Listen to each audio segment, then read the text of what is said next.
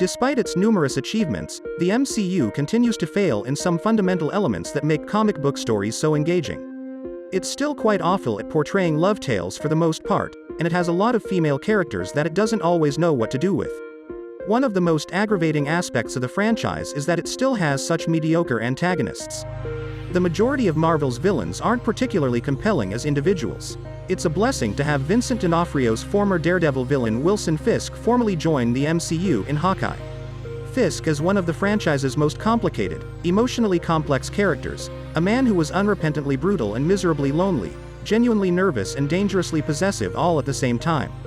Despite his weaknesses, he's a very relatable figure, and the kind of awful person you might almost root for in the appropriate situation.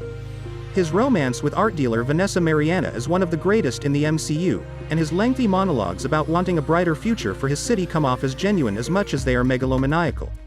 Hawkeye brought back D'Onofrio's Fisk, but it's difficult not to see his return here as a missed opportunity. Fisk is now dressed in a more comic book accurate attire, which should satisfy the more ardent MCU fans who were irritated by how long it took for him to obtain his characteristic white suit in Daredevil. However, it appears like Disney is relying on fans' familiarity with the Netflix series to give Fisk's appearance the emotional resonance it lacks on the show. We have no way of knowing if this Wilson Fisk is the same as the one we saw in Hell's Kitchen.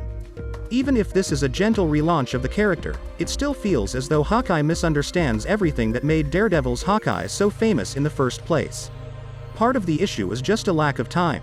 Hawkeye is just 6 episodes long, and there are a half dozen additional narratives to tie up. There just isn't enough room to establish Wilson Fisk as anything more than the most basic big bad. As a result, he comes out as a low-rent mafia boss with typical grandiose ambitions and a mysterious capacity to resist explosives. Fisk is now Maya's uncle or whatever, but because viewers don't know anything about her and aren't going to care about her tale for its own purpose until her spin-off Echo arrives, it doesn't really matter. Perhaps this wasn't the right time to bring back a character that was utterly unknown to people who hadn't seen Daredevil. Hawkeye never gave the character a sense of importance. The other difficulty is that Hawkeye is a Disney Plus series, which means it will never be as open to dark or tough subjects as Daredevil was. Fisk is a villain in Daredevil who murders and manipulates people with no remorse.